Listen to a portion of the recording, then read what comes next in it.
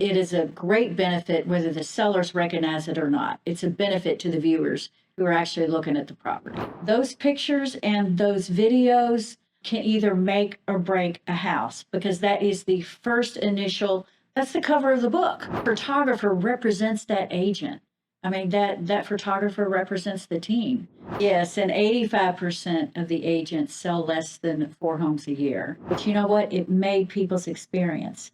Because when you pull up and you know the landscaping is taken care of, you know that you're going to have a good experience in the house. What's the deal, everyone? Welcome back to the studio, where today I'll be giving you a highlight reel from a recent interview I did with local agent, broker, and friend, Anita Oxford. The entire interview was right under an hour long, and if you're interested in watching the whole uncut interview, you can join my members platform here, which I'm sure you can find down below on YouTube, to see all that behind the scenes footage and extra interview type stuff, you know, if that's what you're looking for more of. This is the first interview I've done for my channel, and I plan to do a whole lot more in the future. And if you're new here, I'm Jeremy Deal. I talk about being a full-time creative with a focus on running a real estate visuals marketing company and, of course, the gear it takes to do that. Almost every question I asked in the interview that you're about to watch was from someone who follows me here. So if you have a specific question for agents and brokers that you want the answers to, but you don't want to ask yourself, make sure you subscribe to the channel for the next time I announce an interview. And I'll open up a post where you can ask all of your questions that I'll be asking during that interview. I also had a bit of audio issues here with the voices doubling due to some on-site operator error. I'm that operator. So I did a ton of work to restore that audio as much as I could, but there are parts that will sound a little extra robotic because of that. And just so you know, all of my audio will be coming from a mic way further away. Luckily, you're here to gather up the important gems of information that she's listening and not mine. With all that housekeeping taken care of, let's jump back over to the interview. My name is Anita Oxford. I'm with the Oxford team at Compass. How long have you been a real estate agent or in the real estate industry? Over 25 years. Over 25 years. So you've a probably long seen time. A lot of stuff come and go for sure. Yes, yes. Back when pagers were a thing, yes. Was that back when I guess the MLS was in a book back then, right? Was photography not really a thing back then? No, not really. You had to go and see it in person with these. Yes. You know, in this industry, I think the stat I read from 2022 was something like 75% of agents will wash out in the first year, and then another 20% will wash out in the next 5 years. I'd say that's like right. 10 to 5% that make the long haul past 5 years. Yes. Crazy low numbers. Yes, and 85% of the agents sell less than 4 homes a year. Well, into the first real question. Yes. Generally speaking, what's more important in today's market for agents? The quality or the price? And we're talking about now, 2024, it's April for those of you watching this. Yes. So here's the difference. So if you have a luxury client, then they will tend more towards wanting quality. But if they're not in that luxury threshold, then they will always gear towards, I want more square footage for my dollar. Yeah. And it just, it just makes a big difference. And so builders finally started catching on, going, gee, all these small things that I do inside the walls that nobody can see, people aren't really going to pay for. Yeah. So let's just do what we have to do and then sell the house. That makes sense. That makes sense totally. So basically, the larger and more expensive the property sells for, the more that quality matters. Exactly. Okay. Yes. So yes. Let me ask you another question that I'm just going to throw this in here because I didn't throw it on this script. As someone who offers different styles of imagery, so a lower end product for these smaller houses that you're talking about, and a higher end product for a luxury thing. Would you consider that an overall benefit as an agent shopping for creators? 100%, because your luxury market. So how you tell if you're in a luxury market or not is it's the top 10% of the sales. So whatever that top 10% is, that bottom piece, that's where your luxury market starts. So here in Wake County, like you take Atlanta, Georgia, their luxury market, I think, starts at $2 million, right? Our luxury market starts right around that $625,000. I'm surprised it's that low, honestly, with as much as I know. So with your luxury homes, your sellers, they expect a certain level, and if you don't produce that level, they're going to go and find somebody else to represent them. So a lot of times the agents don't necessarily have the budget to have that pristine quality of videos and pictures in the homes that are not luxury. Understandable. So really, let me ask you this then. If it wasn't for sellers demanding a higher quality for these luxury properties, do you think agents would spend the extra money for the luxury photos? Or would they go with just the traditional photos as well if that expectation wasn't there from the sellers? I would. Okay, that's a great answer. I think most of them probably wouldn't, but I would, because I just want to have that extra layer of, it really does matter when people are searching online Yeah, and they're looking at properties. So I think it is a great benefit whether the sellers recognize it or not. It's a benefit to the viewers who are actually looking at the property. nice. That's a great answer right there. All right, we'll move on to the next one. Now, playing off that last question, what role do you actually think visual content plays in attracting the buyers and sellers to a listing? So you know the saying, a picture is worth 1,000 words? Yes. It's worth 10,000 words now. So we have become such a society of, 20 years ago, we didn't do Facebook. We didn't have all these reels and all these exciting things. And now we are so visually stimulated that it is so visually clear. If you pull up a house and that agent didn't want to hire a photographer, and so they're taking their pictures with their iPhones, nothing wrong with iPhones. But you see them in the background in the mirrors, where they're, yes. And everything's kind of off kilter and everything. It's because they're not a professional photographer. So those pictures and those videos can either make or break a house, because that is the first that's the cover of the book. Yeah. So people aren't going to walk into the book unless they've driven by the house or whatever. They're just not going to do it without a pretty wrapping. I guess that goes the old saying, don't judge a book by a cover, but we as people always do. Exactly. We do. Yes. As much as we say not to, we all do. And it's normally within that first 120 seconds. Yeah. So I kind of feel like as a photographer, my goal is not to sell the property via photos, but my goal is to actually get feet in the door of the house. Because me personally, I believe that most people don't believe this is the house for them until they step inside of it. And I don't know if you feel like that's an accurate truth or an accurate representation. That's just kind of how I feel about my job and the way I do it. So, I think it kind of depends on the person. I think somebody can look at the pictures and know the neighborhood and know where it's at and go, I'm going to buy it, which is why we had so many during COVID who bought homes sight unseen. The minute it went on the market, bam, they were writing offers left and right and, buying the houses without even actually visually going into the house. Now, of course, it's always better to go into the house. For sure. But the pictures and the videos is that first introduction. Just like we always say, please invest money in the landscaping. Yeah. Because you begin to set the mood for the house. The house is an experience, right? So you set the mood when you virtually see the pictures and you go through the home. That's mood setting. Then the minute that you pull up to that home and you see the landscaping, if the landscaping is weeds growing up and everything, then you're setting a mood, and that's not a good mood, right? But if you have pristine landscaping, like the house that you just shot in Cary, they spent a lot of money on that landscaping. It was a last minute thing, but you know what? It made people's experience, because when you pull up and the landscaping is taken care of, that you're going to have a good experience in the house. It's funny you say that, because I, as a photographer, also judge people the moment I pull up by their landscape. I know when I pull up to a house, I know what the inside experience is going to be like. Yes. What the front yard looks like as soon as I pull up. Exactly. That's a good point that I never even thought about. Yes. So, yeah. Yes. That's a good one. Yes. All right. On to the next question. All right.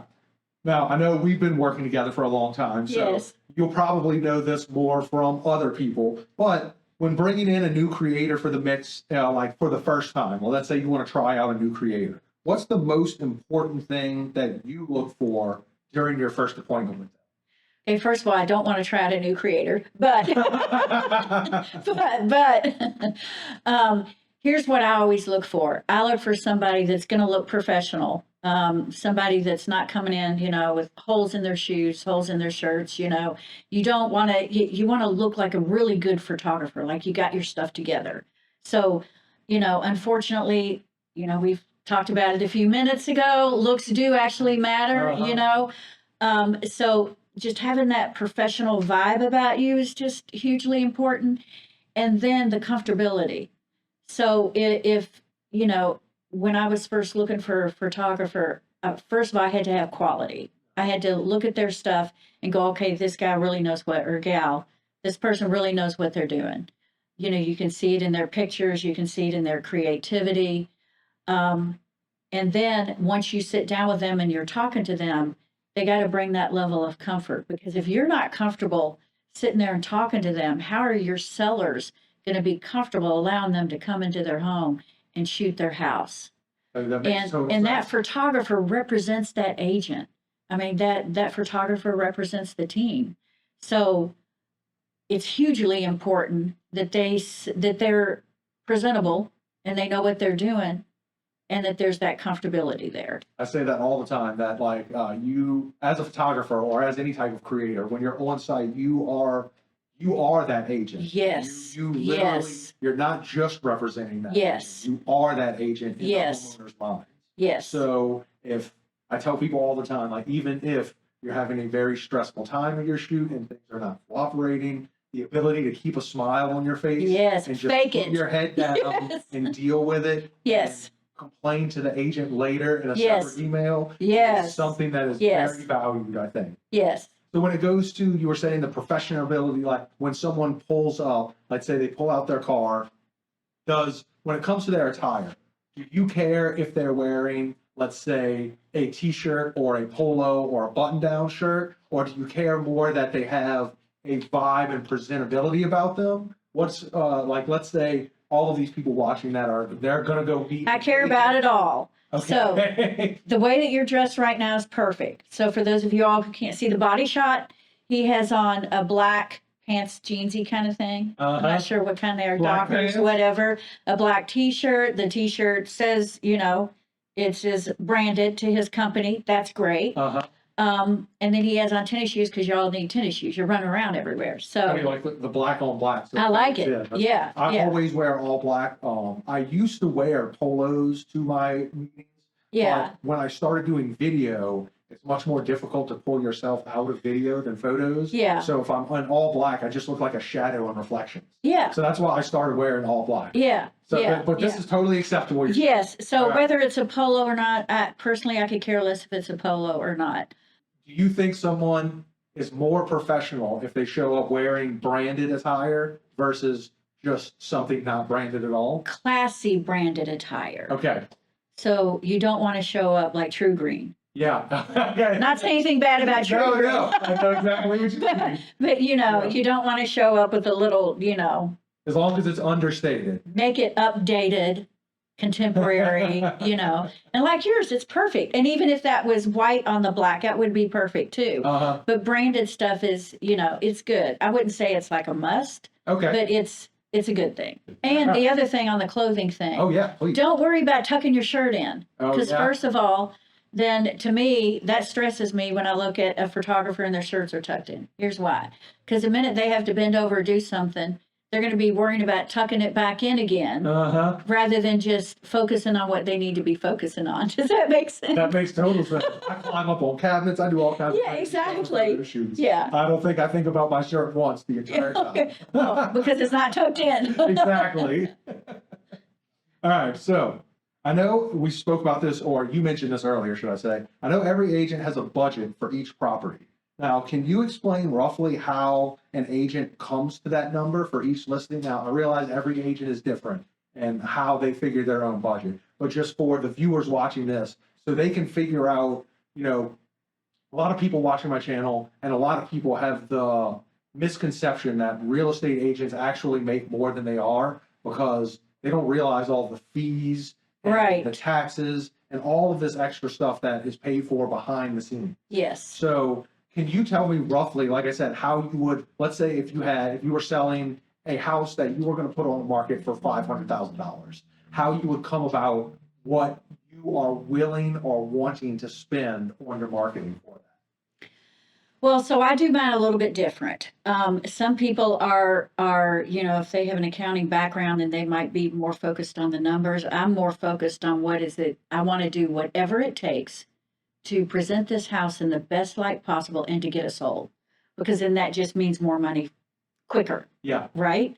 So, so what I worry about is I want to make sure that, first of all, that there's a drone, if it can be.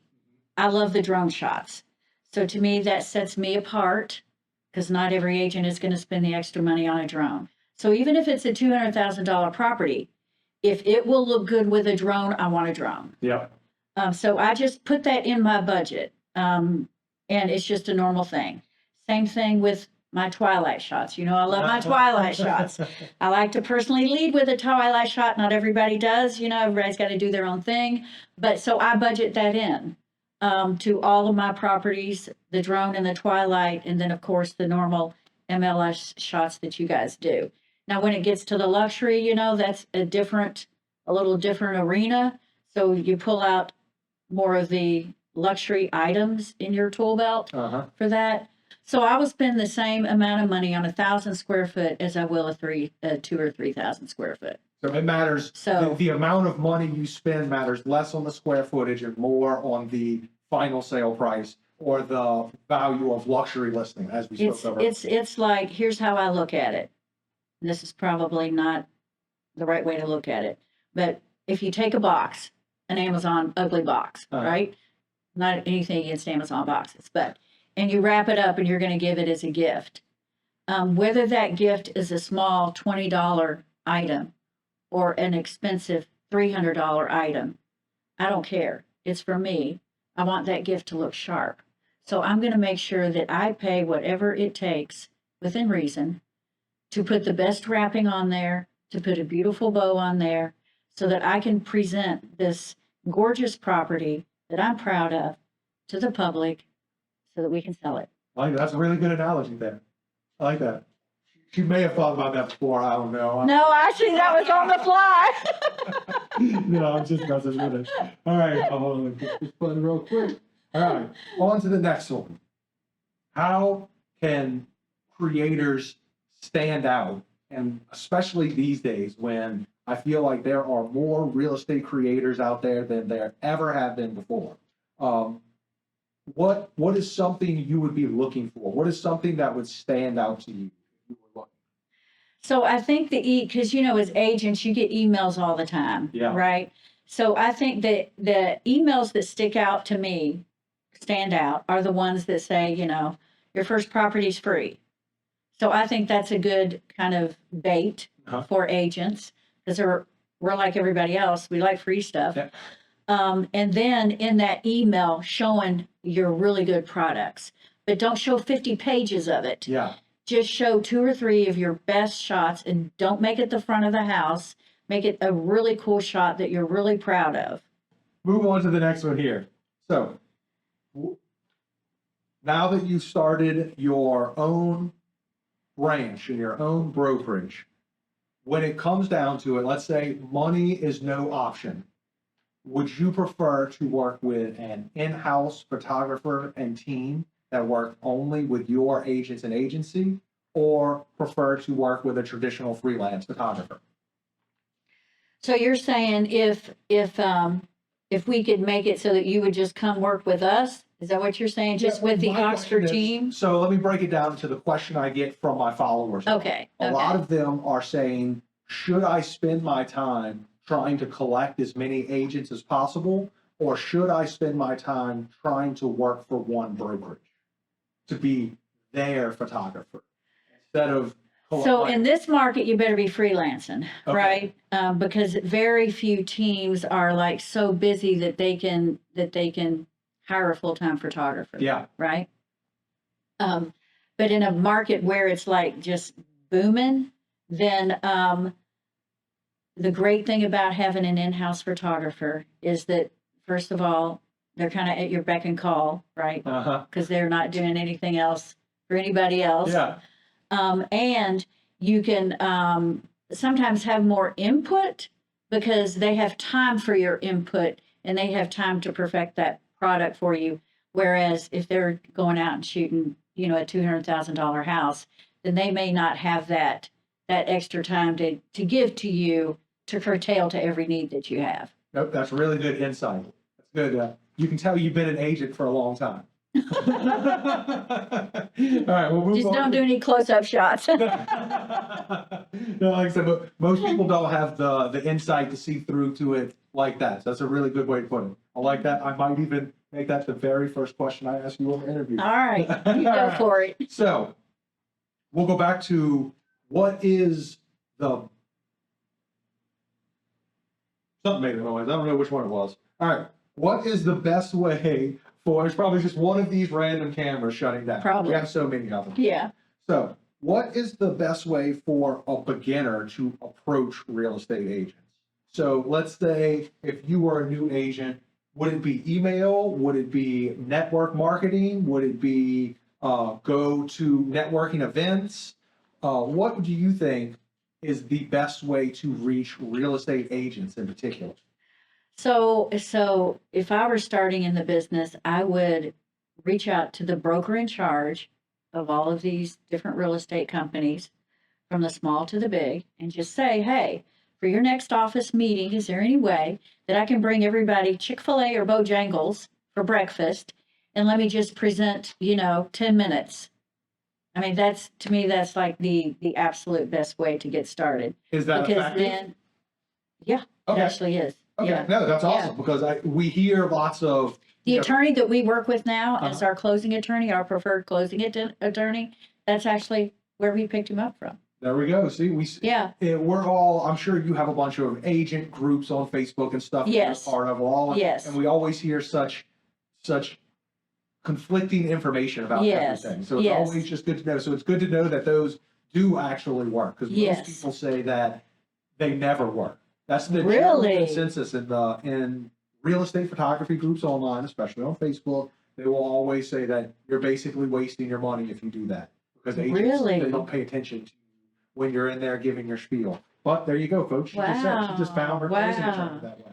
So it is a good way. Yeah, and especially if you leave them with a sheet of information that has your website, that has the deals you're running for that specific team or that specific, brokerage. So there's different things that you can do that can drive them to your website because the website is important. Okay. The website that breaks down the products, the website that gives examples of what you do. It shows your top work so that, that's a reflection of you. And that's what we will look at. I mean, I always go to the website. That's good to know. A lot of photographers, not just real estate photographers, but a lot of photographers in general believe that you can run your life and your business off of an Instagram portfolio. And I tell people that no, you do need a website if you want Yes. to be taken as a professional. Yes. But just from the mouth of an agent, get Yes. yourself a website if you haven't yet. Yes, please. All right. All right. So other than the obvious, let's say you met someone, you like them, you're willing to give them a try on your first shoot. How can these photographers and videographers develop a strong relationship with working agents? Or maybe some of the things they can do that will make them stand out to you in your mind during the first shoot. So this kind of goes back a little bit to the first question we talked about. So, all right. So for me, the creative piece, the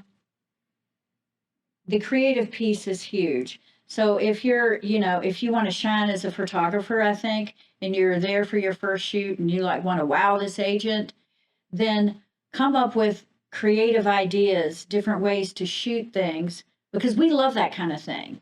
Like how you do the water pouring down the thingy, I mean, there's all kinds of little things that you do and turn on the fireplace and all kinds of stuff that we're like, wow, that's really cool. So us as agents, we love that kind of thing. And that's the kind of thing that will make when a buyer is going through the pictures online, it makes them go, whoa, oh, wow, yeah, that's really cool. That's what we want. Nice. And so then the next thing is, okay, so I have seen, without going through too much, whatever, I've seen photographers, they go in and they shoot, like, for example, a kitchen, and there's an island, and the island in the kitchen, the bottom of it is painted like an olive green or whatever. And every shot that they take, that island is a different color. And then they send it to the agent, and the agent, which this actually happened to somebody on my team, and the agent's like, whoa, whoa, whoa, whoa, wasn't with you.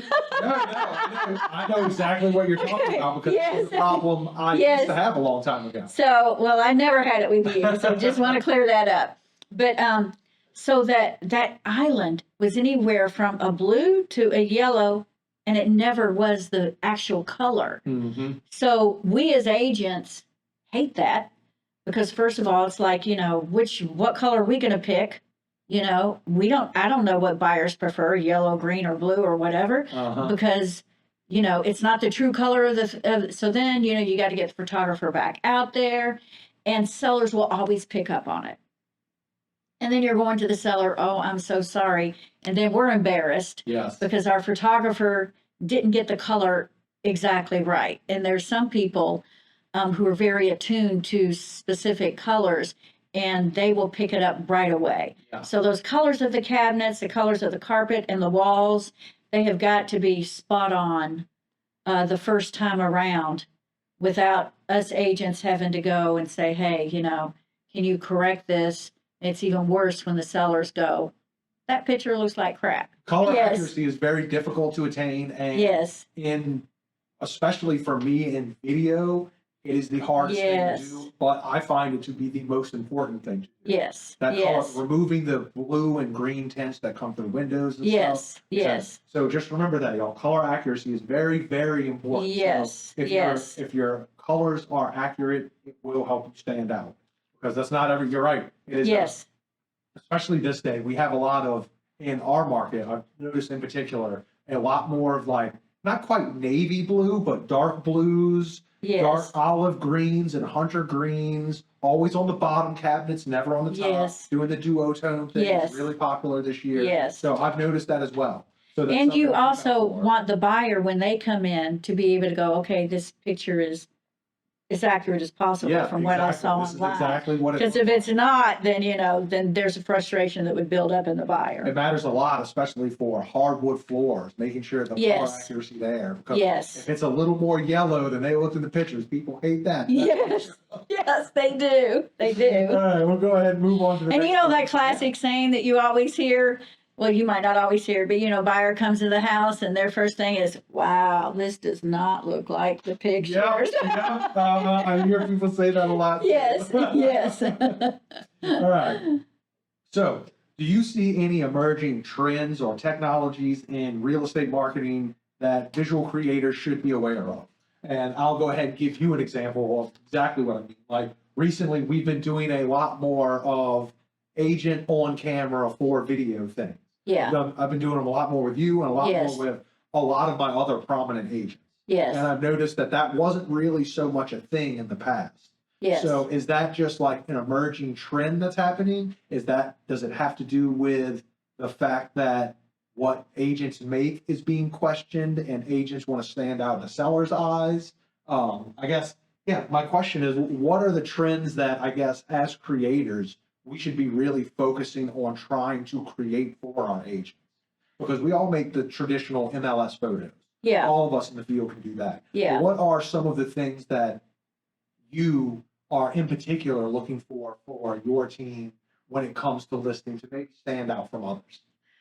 So for me, it's like all about creative shots. Like in the last house that you shot, how you automatically are constantly thinking about the creative part. Not every photographer does that. Probably most of them don't do that.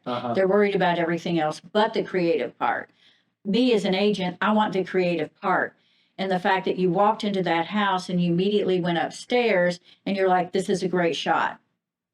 Stand there. That's what we want. Yeah.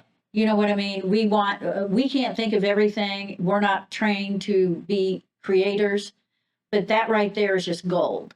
The fact that, you could come in, photographers come in and use their creative, and it doesn't have to be like everybody else's. Yeah. You know, you don't, just because you saw 50 million shots of how the refrigerator stands or whatever it is, it doesn't mean that you should do the shot that way. Be creative, get out of the box, you know? So that's what we're looking for. We're looking for, and what I do honestly is I watch a lot of videos coming out of Atlanta and LA, in Manhattan and Miami, some of the hot spots, and I see what some of the other, how they're doing their videos and kind of look for the new updated techniques. And so that's what I love about doing the videos. To me, if you're going to do a video, do it so that it's going to stand out and so that it's going to be a really cool video.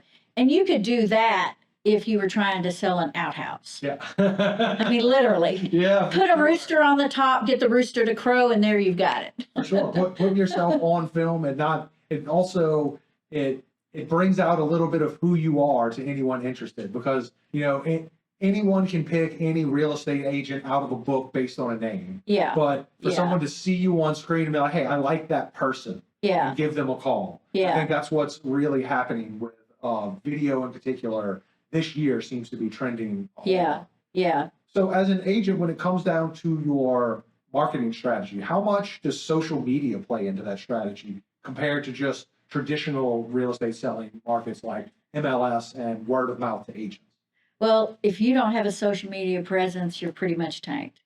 It's not that everybody's going to go and search for you on social media, but they want to know that you have a presence on social media. Because if you don't, they're going to be worried about you selling their house. Uh-huh. So me personally, in my gut, I hate social media. I mean, I really do. You know, there's just a lot of stuff out there that, you know, probably shouldn't be out there. But I know that for me in my career and my business that I've got to have social media.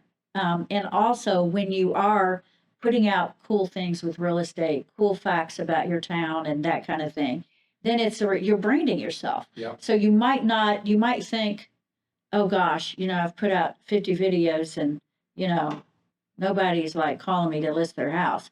That's not what it's about. So you got to get that out of your head. It's all about branding yourself. And so you may never get a direct lead from any video that you're doing.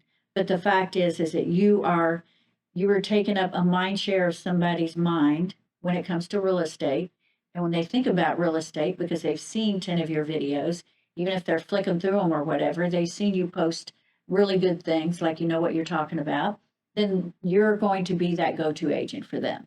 So that's why social media is huge. I like that. Important. I also think that I think the reason videos have become really popular, especially this year, is also because, you know, it allows an agent to show a homeowner that they care about that property.